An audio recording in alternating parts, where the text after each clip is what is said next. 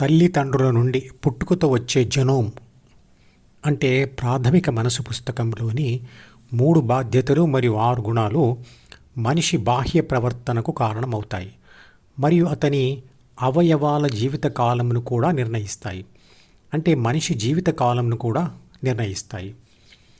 ధ్యానం చేస్తూ ఉండడం వల్ల మనిషి బాహ్య ప్రపంచంతో ప్రవర్తించే విధానం మారుతుంది. అంటే ప్రాపంచిక కోరికలను కొంచెం కొంచెంగా తిరస్కరించడం మొదలవుతుంది. కాబట్టి ప్రపంచ అనుభవాలు తగ్గుతాయి. అందువల్ల అనుభవాల సారంతో ఏర్పడే ప్రాపంచిక సమాచారం చిత్రపటంలో చూపించిన డిలో తగ్గుతుంది. ఏబీసీ ఆ సమాచారాన్ని విశ్లేషించి తయారు చేసే సూచనలు లేదా కోరికలు కూడా డిలో తగ్గుతాయి. దానితో సి అంటే అహం కూడా తగ్గుతుంది. అంటే ధ్యానం ద్వితీయ మనసును మారుస్తుంది. అది మారితే దానికి సంబంధించిన జీన్స్ అంటే 3 బాధ్యతలు మరియు 6 గుణాలు మారతాయి. అంటే ప్రాథమిక మనసు కూడా మారుతుంది. అంటే ధ్యానం ప్రాథమిక మనసును కూడా మారుస్తుంది. అలాగే వ్యాయామం, నిద్ర, ఆహారపు అలవాట్లు, మానసిక ఒత్తిడి, ఆదుర్ద లాంటివి అవయవాల జీవిత కాలంపై మరియు ప్రాథమిక మనసులోని 3 బాధ్యతలు మరియు 6 గుణాలపై ప్రభావం చూపిస్తాయి. ఆ అలవాట్లు నెగటివ్ అయితే మనిషి జీవితకాలం కూడా తగ్గుతుంది. మానసిక ఒత్తిడి, ఆదుర్ద లాంటివి జీవిత కాలముని ఎలా నిర్ణయిస్తాయి అంటే ఒత్తిడి వల్ల గుండె వేగంగా కొట్టుకుంటుంది, రక్త ప్రసరణ తీవ్రమవుతుంది, కడుపులో యాసిడ్స్ తయారవుతాయి, అవి జీర్ణ వ్యవస్థని ఇబ్బంది పెడతాయి, ఇంకా అనేక మార్పులు జరుగుతాయి.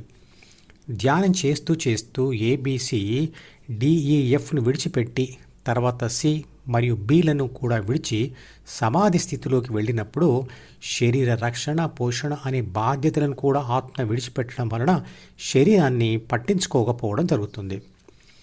తల్లిదండ్రుల ప్రాణశక్తియే పిల్లలకు ప్రాణశక్తిగా వస్తుంది. కాబట్టి పిల్లల గత జన్మలు అంటే వారి తల్లిదండ్రులే, అలాగే తల్లిదండ్రులకు పునర్జన్మ అంటే వారి పిల్లలే. పిల్లల గత జన్మ కర్మలు అంటే తల్లి తండ్రి చేసిన పనులు తప్ప వేరే ఏమీ కాదు. తల్లిదండ్రుల పనుల వల్ల వారిద్దరి ప్రాథమిక మనసులో మార్పులు చెంది కలిసిపోయి వారి పిల్లలకు ప్రాథమిక మనసుగా వస్తుంది. అవి ఆ పిల్లల భౌతిక మరియు మానసిక జీవితాలను కొంత వయస్సు వచ్చే వరకు శాసిస్తాయి. ఆ తర్వాత వారి ప్రవర్తన మరియు పొందే అనుభవాలను బట్టి అది మారుతుంది. ఏ కన్ను చూడదన ఈ విచ్చలవిడి మెరిసిపాటు అనే కర్మ ఫలితం మీద ఒక పాట ఉంది. దాని లింక్ను ఈ వీడియో డిస్క్రిప్షన్లో ఉంచుతున్నాను, వినండి. శరీరం ధర్మాలను అర్థం చేసుకొని వాటి నుంచి వచ్చే సంకేతాలను గుర్తిస్తూ ఆరోగ్యం కలిగించే ఆహారపు అలవాట్లు మరియు ఇతర నియమాలతో జీవితం గడిపితే ఆ శరీరం ఎంతకాలం బ్రతికి ఉండాలో ప్రాథమిక మనసులోని జీన్స్ నిర్ణయిస్తాయి. కానీ ఆ జీన్స్లో రాసిన సూచనలను కాదని ప్రాపంచిక ఆత్మ ద్వితీయ మనసులోని చెడు కోరికలు పట్టుకొని ఆ కోరికల ప్రకారంగా చెడు అలవాట్లు మరియు చెడు జీవన విధానాన్ని ఏర్పరచుకునే అవకాశం కూడా ఉంది. కాబట్టి పెరిగిన తర్వాత ఆ మనిషి జీవన సమయం మారేది తన స్వంత ప్రవర్తన లేదా అలవాట్ల వల్లనే. ప్రాథమిక మనసు నిర్ణయించిన ప్రకారంగా జీవితాన్ని గడిపితేనే శరీరం యొక్క జీవితకాలం గరిష్టంగా ఉంటుంది. మనిషి చేసే మంచి ప్రాపంచిక పనుల వల్ల గుణాలు సంపూర్ణంగా మారవు. ధ్యానం వల్లనే అది సాధ్యం. భౌతికంగా చేసే పనుల ఫలితాల వివరాలు ద్వితీయ మనసుకు చేరుతాయి. అవి మనసులోని పాత సూచనలను కొంత మార్చవచ్చు.